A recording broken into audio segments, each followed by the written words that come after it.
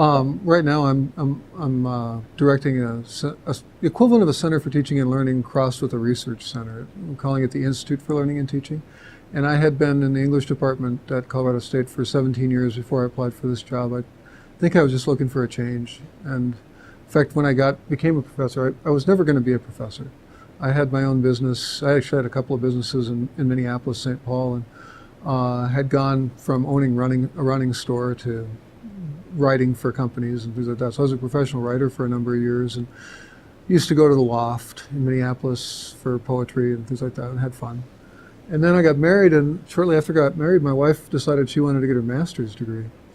And I said, great, well, the university's got, really good programs. And she said, no, they tell me that I have to go to Carnegie Mellon. And I said, where's that? So I ended up at Carnegie Mellon.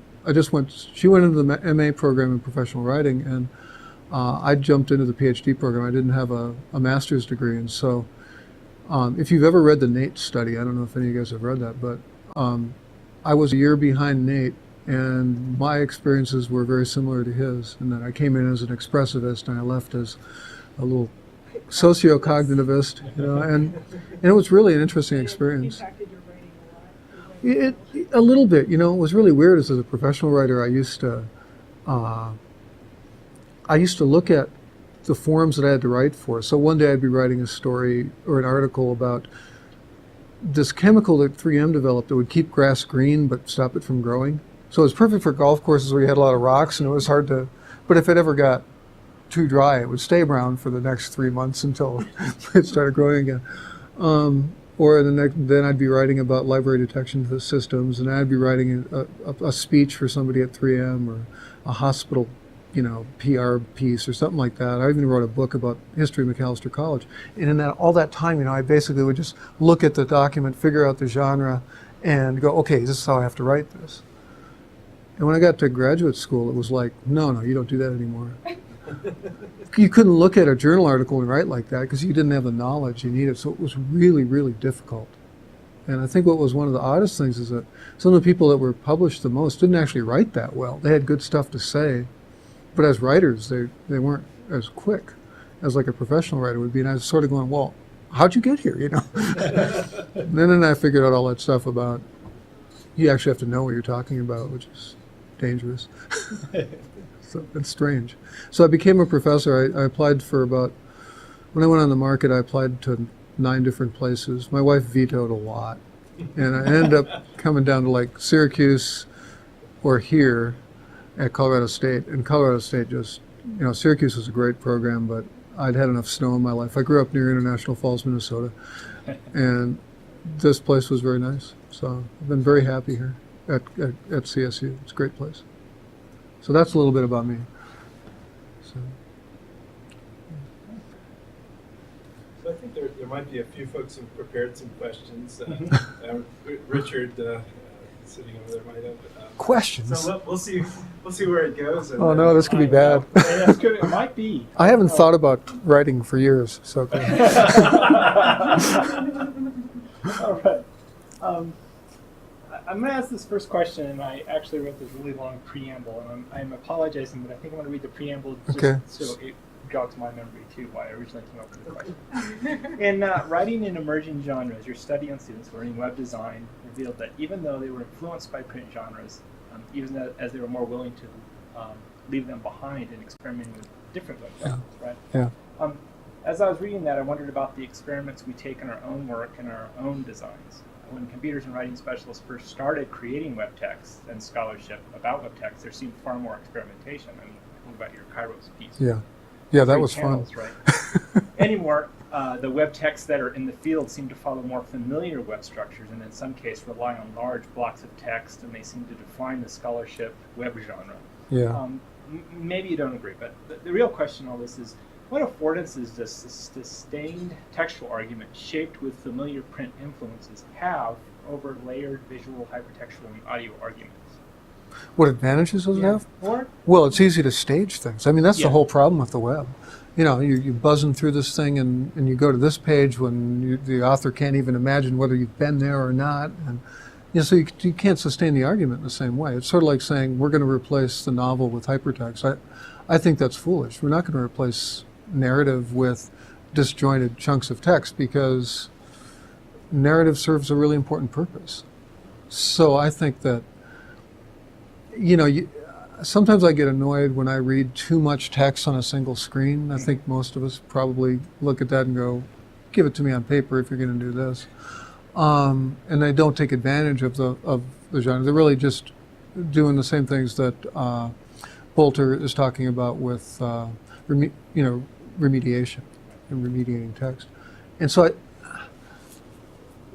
I'm kind of circling around to it, but I think that the advantages of a textual presentation is pacing and framing.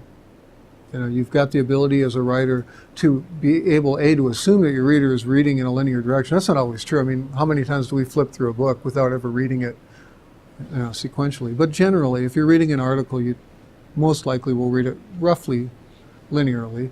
And if it's a closely argued piece, you're probably not going to skip around. You're probably going to read it carefully. So we can make assumptions about the reader that we can't make when we're looking at web texts.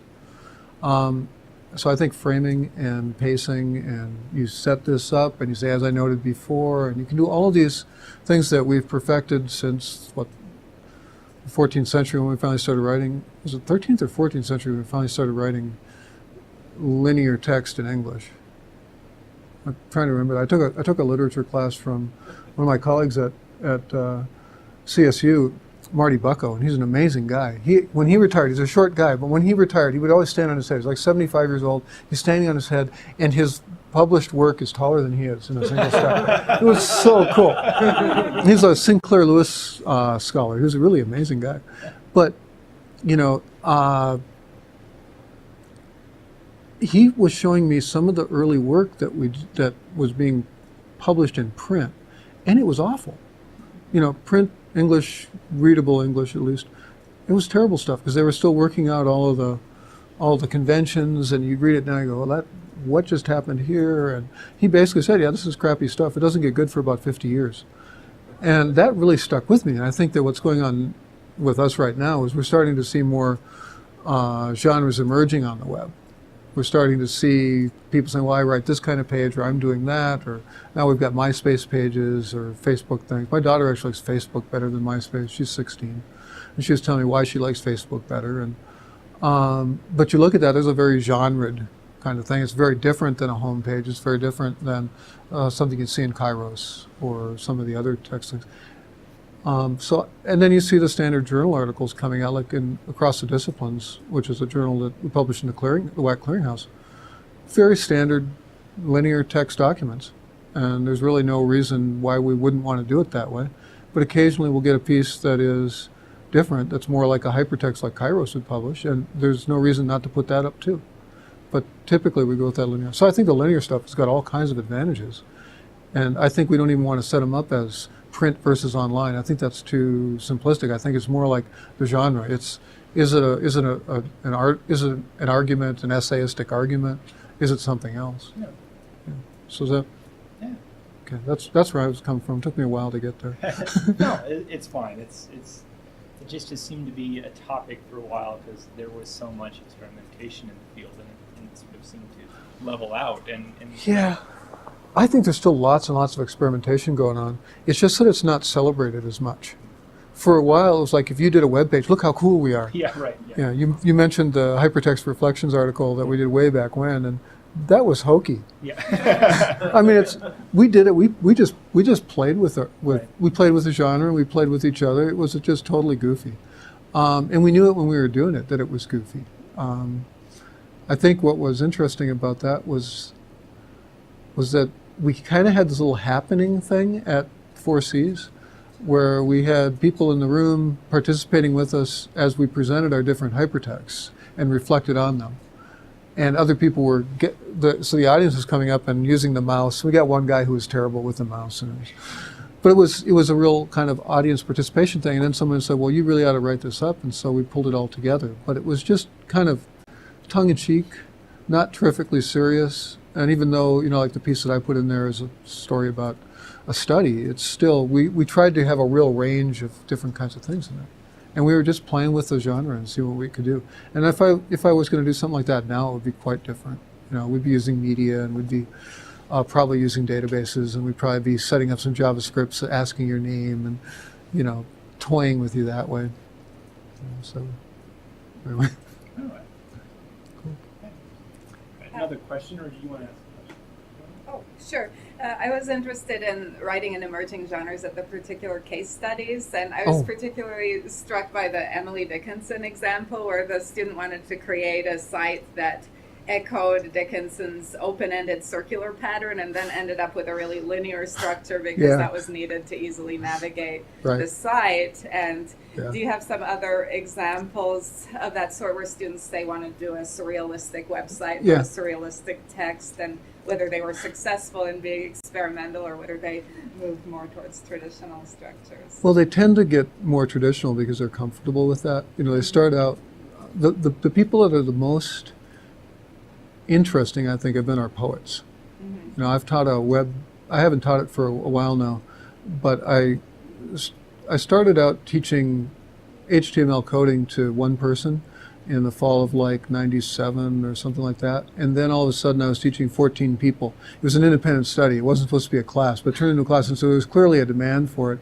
And so we started offering this course first as an experimental version of one of our nonfiction courses. And then ultimately, when the poets kept coming in and the fiction writers kept coming in, I decided to just propose it as writing hypertext or something like that. And so we've been teaching that class for a while. And sometimes you get some people that do some really interesting things with Flash, where they can push the envelope a lot. So we've got poetry that literally explodes, the words explode and rearrange themselves. And the amount of work that's necessary to do all these paths with these things flying all over the place is amazing to me. But I remember one guy, he wanted the reader, the first time that the reader went through his hypertext, to be forced into a strictly linear path that you couldn't break out of. So there was no navigation, there was only a next button. There wasn't even a back button. And I remember the class talking about it in the workshop, going about whether this was appropriate or not.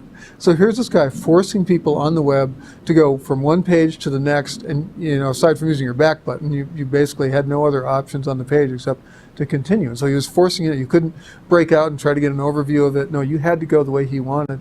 And we probably talked for about an hour about that, because it really teased out a bunch of stuff. So there was a case of somebody challenging the web by bringing in a page metaphor. That's, we've lived with for a long time. You can only do it this way. Or it's more like a slideshow. Wait, no, we can only go forward. The carousel doesn't work. It doesn't go back. We can only go forward. You're sort of stuck. I'm trying to think of other people that did things with the students. I had one student, and she's actually my colleague now, who did a really interesting master's thesis. She got distinction for it, and that's unusual for us. It depends on the program, but I've worked with about 50 grad students as an advisor, and 3 of them got distinctions. She was one of them. She's really good.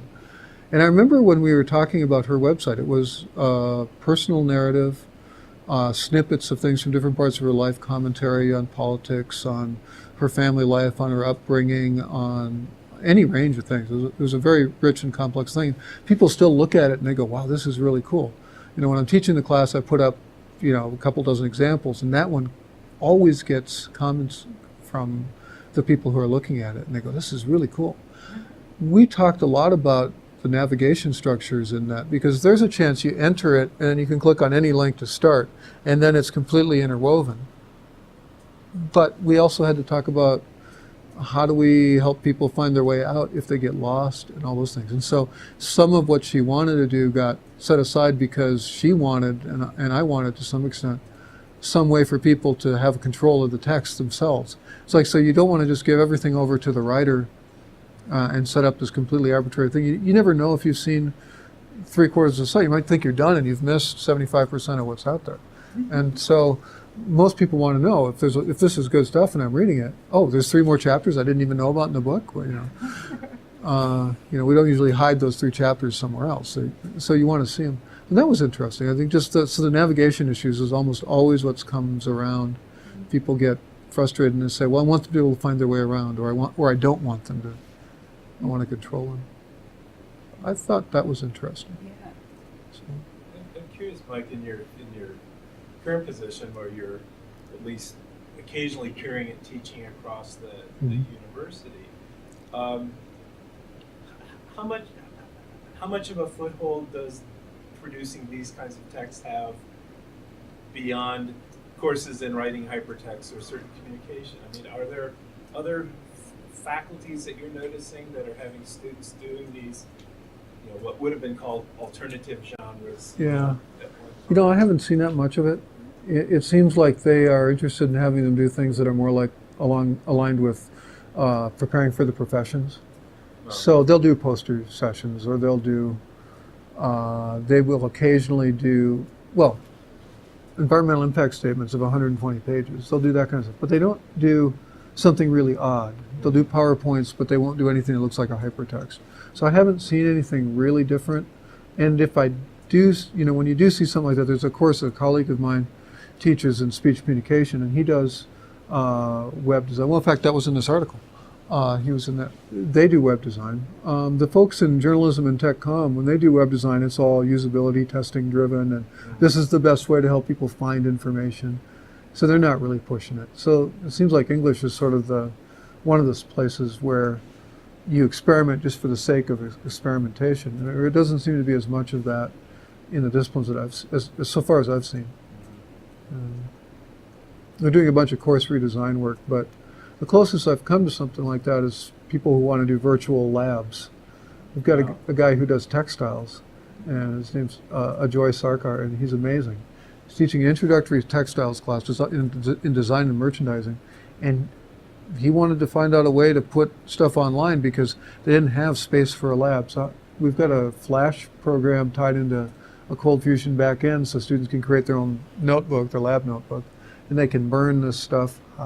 We have a little flickering flame. You bring it over and then you burn and you're supposed to answer questions like, what does it smell like? That's interesting, but what's weird about it is it actually works. We don't have scratch and sniff on the screen, but I think that's coming. But what does it look like? So you can bring a microscope up and then see it up close, and then you can put different chemicals on it, and it simulates what happens when you drop an acid on it or something. And so it's pretty interesting. But that's not really what you're talking about. That's people are trying to do different things, but they're not saying let's write something really different. I don't see any of the engineering disciplines, and they like writing, but they're not telling write something really weird. The engineers, no, that's not for them. So I haven't seen too much of it. Have you? No, and that was one of my impressions that we haven't exhaustively looked at it, but we're doing this study where we're collecting all of these texts, and we really were capacious. We said, send us everything that you've written in a course, and you get a lot of PowerPoints. You get some students were giving us like software code. Yeah. I wrote this, and we said, sure, we don't know what we're going to do with it, but we'll collect it. Yeah. But as far as hypertext and so on, you get any Nearly sense nothing. of how? No, No. nearly nothing. And this is a pretty good cross section, 100 students, so 400 classes a quarter, over a year and a half, and so you'd think we would start surfacing. I think it's going to start coming up is as we go more and more towards using tools that allow student writers to create artifacts that can be used for specific purposes. And I'm thinking about a portfolio tool we developed. And we just went through our second iteration on that and just released it actually a couple weeks ago. And we've got it it's in the writing studio. I'm going to talk about that later, but it's also, we just integrated it into our website for my institute. And so students now go through it. We've got graduate students doing a graduate teaching certificate program, and there's 4 different certificates they can go after at this point. They can specialize them. When they're done, they compile all their work and their reflections into an online portfolio. And so I deliberately decided, and we talked about it for a little bit, we deliberately decided not to provide them with templates. That instead of say, create a portfolio and build it the way you want, so that they don't look like everybody else's. I suspect that pretty soon people will look at the other ones that are up there after they've been published and say, I can do something like that. But there's a chance for people to experiment because there's not as many clearly defined genre conventions for an e-portfolio. And then you've got the technological limitations of like 8 different layouts for a page, and then you can vary that in a whole bunch of different ways. But I think that's got some potential. And then we're starting to do things with wikis. I couldn't find a wiki that I really liked that would integrate well into our thing, so I built one, and we used that in the Research Exchange. Right. Then I had to take out most of it out of the Research Exchange. But I used that code, and I've extended it. And now we've got students doing some really interesting things in classes as groups, creating websites, essentially. And they can roll pages back and forth, which is good because they keep deleting the wrong pages. And they, so you guys build something and you come along and delete it. Aren't you guys happy? And I get these panicked emails saying, we need to get it back. And I go, oh, well, five revisions back, it was this, but now it's this. Okay. So I can restore that, but it's kind of weird. So I think maybe those kinds of tools, blogs, e-portfolios, wikis, have the potential to open up some alternatives to other disciplines, because they'll start saying, oh, I can do that. And there's no hard and fast genre conventions yet, so. It's sort of related to another question, and it's like, it's two questions on two sides, but on one hand, I think about how current web technologies, Web 2.0, whatever you want to call them, are very much, in some ways, changing author-determined data, and making it reader-determined data, so that the data sort of flows through and that the reader decides how he or she wants to look at it, as opposed to the original, that hypertext sense of, creating the links for it. So what do you think, that one side of that question is, what do you think that does changes in the classroom in teaching about sort of author-determined design and interface design when data is getting sort of shuttled off anyway, on one side of it, but also on the other side, sort of creating these standards, say CSS and XML, that in some ways, do you think those have a standardizing effect, and sort of the technology ends up creating the genre as opposed to the... Yeah, I think if you go to Blogger, for example, and you take a look at the designs there, they've got specific designs. If you go to Facebook or I guess MySpace, I understand a little bit better because my daughter started out with that and I was watching very carefully what she was doing. It's kind of hard to have your 14-year-old daughter putting up these sultry pictures of herself. And it was like, whoa, and it's just a head and shoulders shot, but how'd you do that, And we looked at the sort of the code behind it, because you can pick up or even purchase a template, and then you can customize that in different ways. But those templates limit as much as they open up possibilities. So I think the technology, like Blogger, like Facebook, like MySpace, things like that, has a tendency to constrain what's going on. Take a look at the WPA site. They're basically taking a content management system and they're doing things with it that just seem odd to me. There's some great things. It's a really easy site to use, but then you're going, why don't we just have a new page here? Well, because it's easier just to add on to the bottom.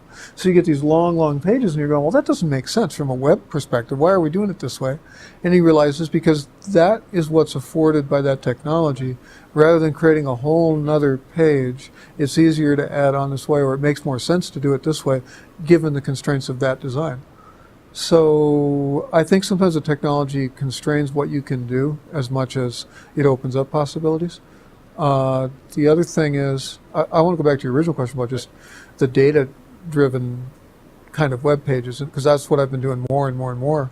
We started using Cold Fusion around 99 or so, 2000, and really started doing some things on our site that was quite different than what we've been doing before. And as that technology has matured and done more things, you can do more things with it. You start going, wow. You could completely change the way a page looks. Like if you've used, what do you guys use for your course management system down here?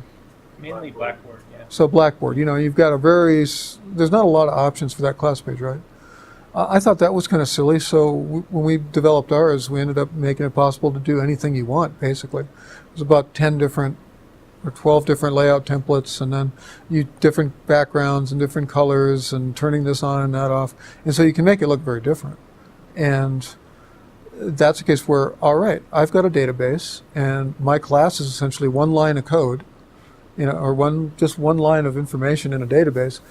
Am I limited to what I can do with that? Well, yeah. If you're in some of these course management systems, you really are. If you want to do more, or if you're the designer of that kind of system, then you can open it up and decide how much freedom am I going to give you guys to play around with your pages. Before I took the job I'm in now, I was on sabbatical. In fact, my sabbatical lasted 6 weeks because then I got the job. And no, it wasn't even that long. It was 3 weeks. So I had a 3-week sabbatical, and during my sabbatical, I was going to learn XML because I wanted to be able to really play around with flexible displays of information. And I was interested in that particularly because of collaboration among writers. I thought if you're a writer, sometimes you want to get comments.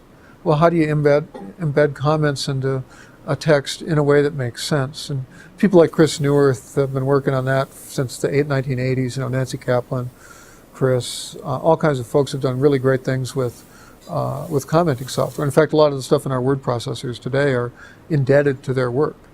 One of the things that was really cool that Chris had been doing was with the prep editor. It became Common Space, and then it went out of business. Was that you could set things up this way, or you could decide to do them that way, so there's a flexible viewing space. And I think XML allows us to do that. So I was all set to do all this work where we'd be able to take, here's your base text, and in your database, you know that starting at this tag to a starting tag here and an ending tag here is tied into a database record for a comment, and you just run the queries. Now, how do you display it? And with XML, you could display it. I want to highlight them. No, I don't want to highlight them. I want to show them on the right. No, I want to show them on the bottom. I want to pop up so with XML, you could do all kinds of different things. And I never got to learn as much about it as I wanted to, but it was pretty interesting looking at it. So I think when we start getting to the point where we can really flexibly display information and just divorce it from what the author intended. Right. Well, if the author intended you to have it flexibly in the first place, that's all good. If someone starts capturing your article and putting it on their web page and saying it's their stuff, which I found for a bunch of our pages from the Writing at CSU website on somebody's website in Saudi Arabia, then, you go, interesting. So they're just taking our content and popping it out there. It was really interesting. I didn't like that. So there's less, but I think the database stuff is really exciting in the sense that it divorces content from presentation. Right.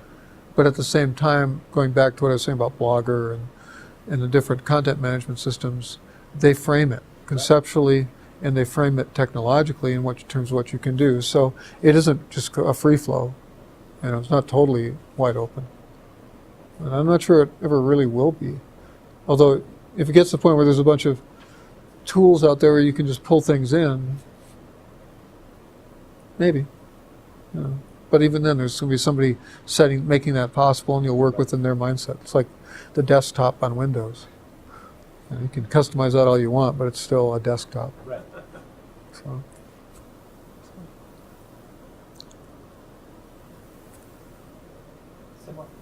Well, a question.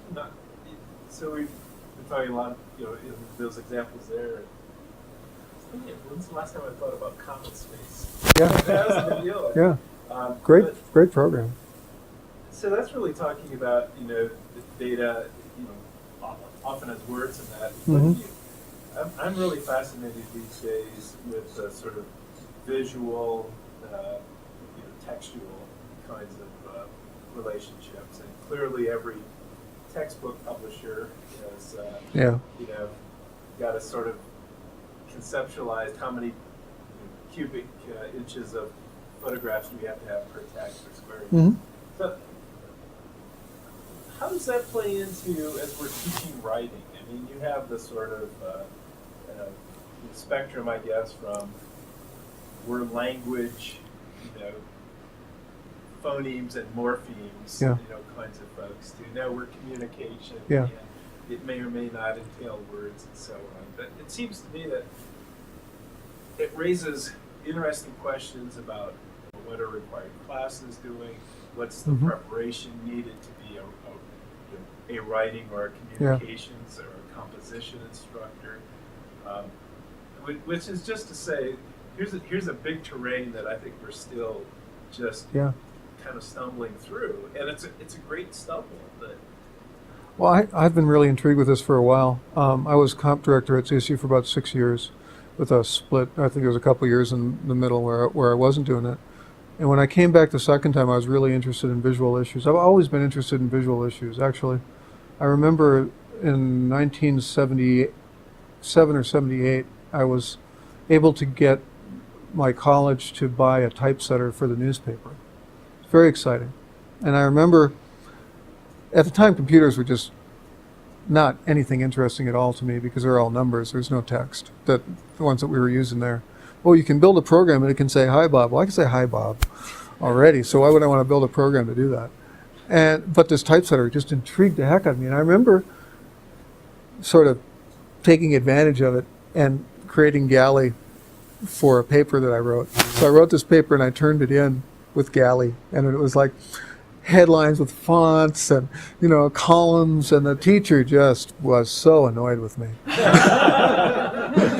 That was really disappointing because actually it looked pretty good. It was nice. And so and then I started working as a professional writer a couple years after I got out of college, and actually right away I was working in Vista for a year, and I did quite a bit of writing there too. But eventually I became a professional writer, and I was always intrigued with images and text and being able to do stuff. I remember we wrote a book in 1984, and we published it on my Apple IIe. We had these 137K diskettes, and we just filled them up with a couple chapters and passed them on to the publisher. And it turned out to be a beautiful book. It was really cool.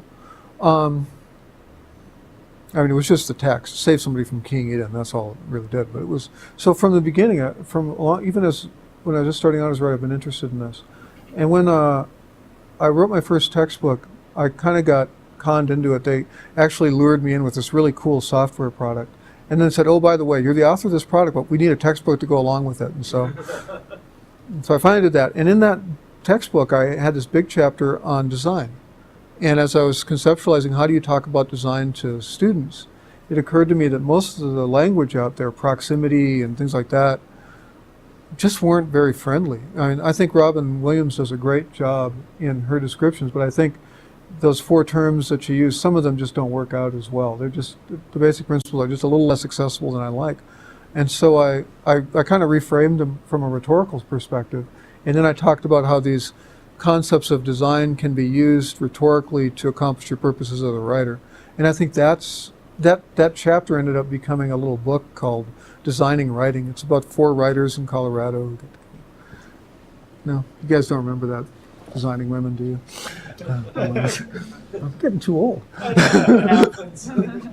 So, but then I started when I was working as program director that second time, and we were putting together our syllabus. What I wanted students to do was to think about these issues all the way through the course, but not to do too much with them. They would write a final argumentative essay, source-based argumentative essay, your kind of typical thing. And then I wanted them to take 3 weeks and repurpose it as a publication in a particular, or as an article, or something on a website, or something in an academic journal, or what have you, in a newspaper. And what they had to do then was analyze the genre conventions of that publication, figure out who the readers are, and it was great. The students I remember students looking at me saying, "Well, they don't cite sources this way. I have to cite sources differently." It's like, light bulbs are going off. I'm going, "Yeah, this is great. This is exactly what I wanted them to be doing." They say, "Well, I can't really write the way I'm writing here. I have to change it, don't I? I have to write shorter sentences or whatever." And so it was really neat to see them thinking about these issues. And this is old hat to most of us by now, but at the time it was really gratifying to see that. What wasn't gratifying was, and I should say they turned out some beautiful stuff. Basically to do that, you use Microsoft Word, and you use a text box, and you use fonts and colors, and you insert images. You can do just about anything with that. You can make it look great. And so they didn't really have to learn much. What wasn't gratifying was the response of many of my colleagues, not the tenure track faculty as much, but particularly the instructors. The GTAs, the folks that hadn't been teaching very long in particular, would look at me and they'd say, "I'm teaching writing, man." And they were uncomfortable using any of these tools. A text box was completely alien to them. The idea that you could lay out text in a column was not what they want. They grew up on MLA, where, here's how we prepare a manuscript for publication, and so that's how all students should write. I never got that part. Why should, I understand double-spaced lines, and I understand wide margins so we can write comments, but where in the world does it say you have to underline instead of using bold? Or you have to underline instead of italics? What's up with that? I mean, it's all about, this is what editors want when they want to do this stuff. It just drove me nuts. So you've got the instructors coming back and saying things like, this isn't really working for me, and I really just want to focus on the words and writing, and that would be a lot better. And so I think that was frustrating, because I realized then it wasn't just teaching the students. It was teaching everybody involved in the whole program and bringing them along. Now I think most people are more comfortable with these technologies. But, it got really interesting even back in the late 80s, early 90s, when people were talking about the Mac disease.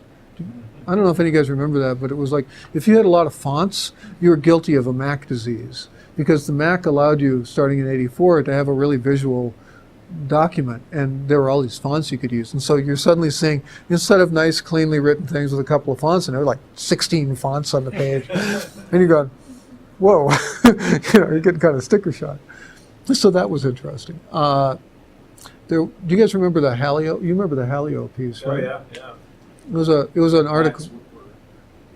They were worse on writing than Yeah. PCs. Turns out it was a completely different story, but she had two classes. In one class, students picked different, more challenging topics than in another one. But in the class where they picked more challenging topics, they were using IBM PCs, and in the other class where they picked less challenging, different syllabus really, they were using the Macintosh. And she noticed the difference and attributed it not to the topics but to the technology that was being used. And it got published without peer review in one of the professional journals that a lot of IT people read. And it turned out to be this big furor. Everybody was upset. So I think there's always been a little resistance. It's like, in that case, people were saying, no, the Mac is good, and we don't want to be corporate IBM. And now I'm turning around saying, let's use some of these tools that have been long associated with the Mac, but they're saying, no, I just want to focus on the words, But then you see the other thing, like people turning in as a final essay in a writing class, a visual essay that consists of nothing but images, juxtaposed in a particular way. I think for me that in a freshman comp class where I'm really worried about them making an argument and supporting it with evidence, that's maybe not the way I'd want to go. And so you see all these different extremes. As we're experimenting in one direction, you get resistance here, you get so much happiness with it that it goes off in another direction here, and that's really interesting to me. Along those same lines, you said that I guess at this point the writing teachers have at least got to that point where they're willing to accept some of these technologies, but there's that other question that's been sort of haunting computers and writing specialists along those lines of devoting our time and energies and scholarship to, say, creating software and writing software, and how do we get credit, so to speak, from the academic community for that work? Yeah. Because then there's, and I know they mentioned this in computers and higher education, but that idea that most computer writing specialists have to develop two identities. They develop their traditional scholarship identity, and then all their spare time is taken up with, programming and that type of stuff. It depends a little bit on the institution you're at, too. Like at CSU, we've had people there doing computers and writing work since the late 1970s. Kate Kiefer did this early work on using AT&T Bell Labs Writer's Workbench. They created the collegiate version of that. So that thing still is more accurate than a lot of the stuff in Word. It's a pretty interesting program. So we've had a long history of that, developing computer labs and all that. I didn't have much trouble, but I also had this traditional articles. If you were just doing programming, it's really hard to get credit for that. Even in a computer science department, as a matter of fact, so I think the idea is you share your work and you reflect on it critically and you get it out there for people to talk about, as opposed to just building it. If it's just building without the critical reflection and here's how this advances what we know and all that, then it seems like you're only doing half the job. That's maybe a traditional look at it, but I think that's how it's kind of evolved now. You do get credit for doing it. If you create a really cool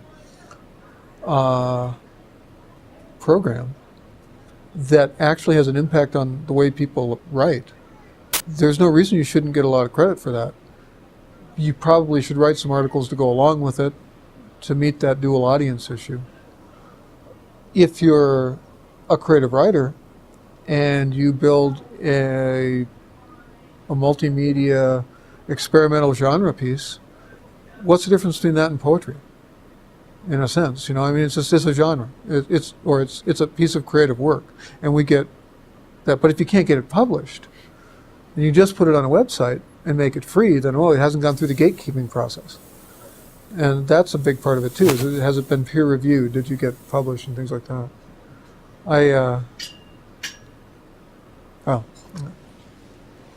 So I think the peer review part is big.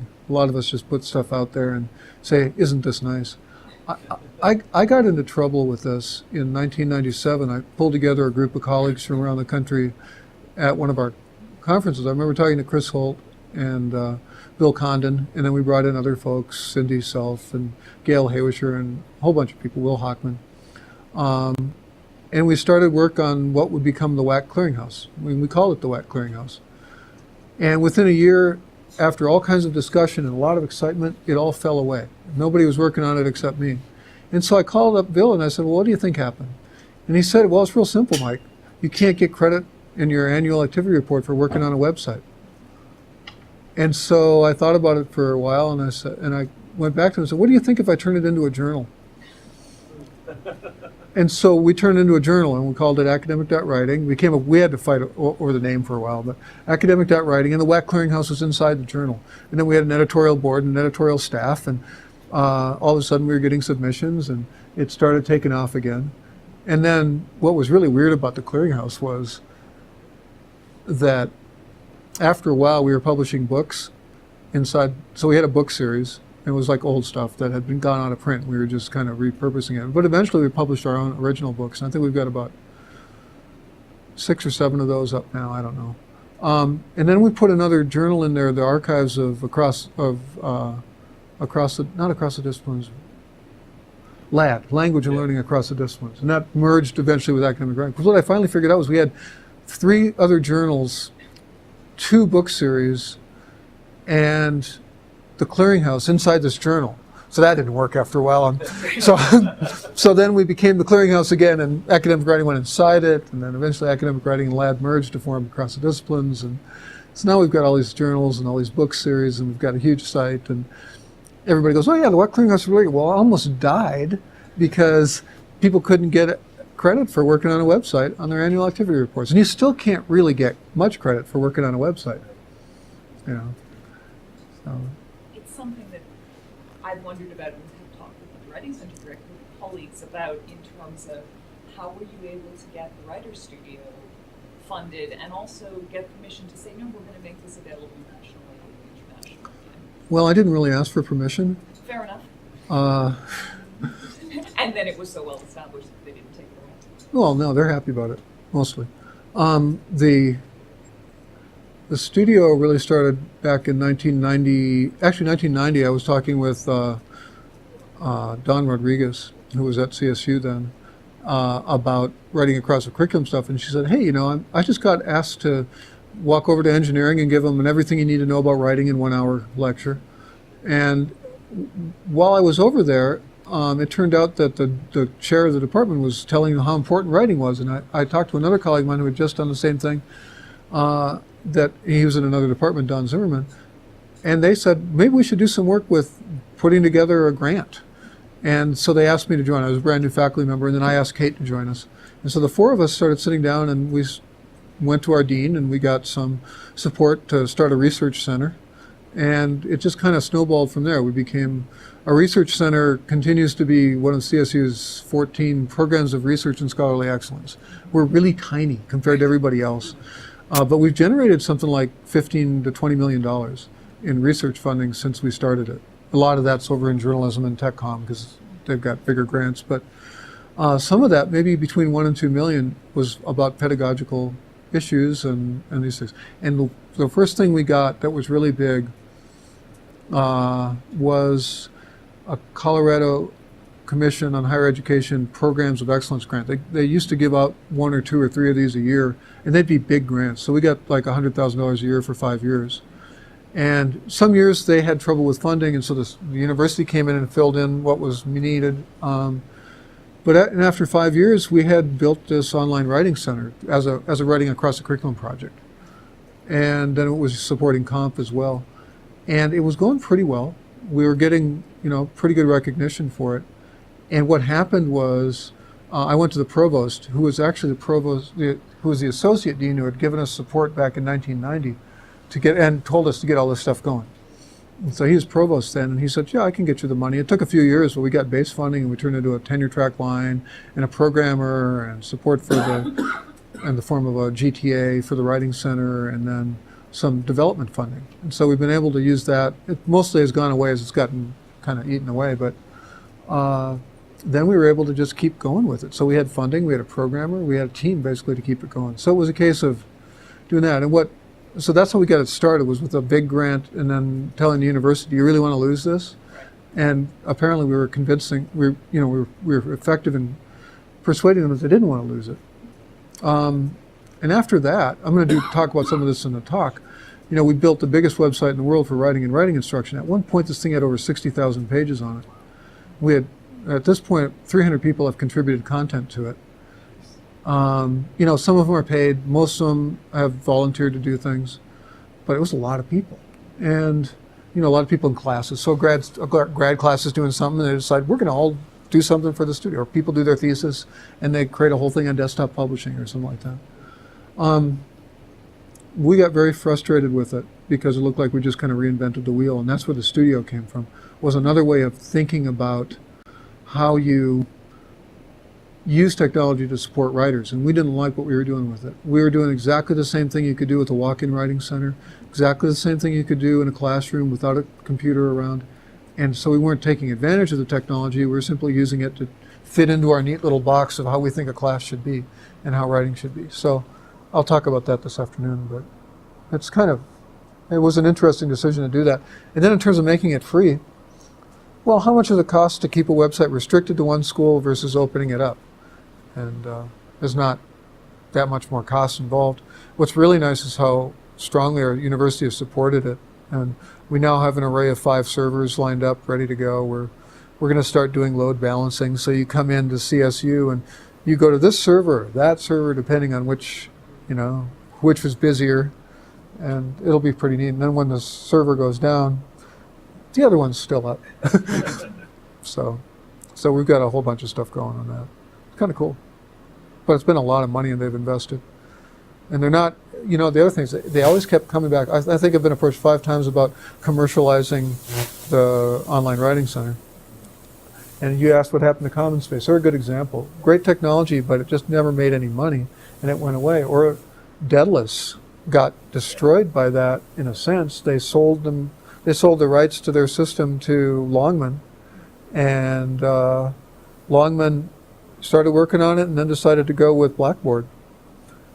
And they set it aside, and these guys didn't even have the rights to their own software anymore for the web version, so they'd signed away, they had a non-compete clause, and that killed off Daedalus, in a sense. I mean, actually, Paul Taylor has been working with me on the Bedford Bibliographer and other things like that. There's still a viable company, but the Daedalus online system kind of went away. And that's too bad, because that could have been the web system that we were all using. They really had a lot of things figured out. So, I'd like to give like a few minutes down before we come back and forth. Thanks a lot. Yes, thank oh, you. sure, thanks. Yeah. Good.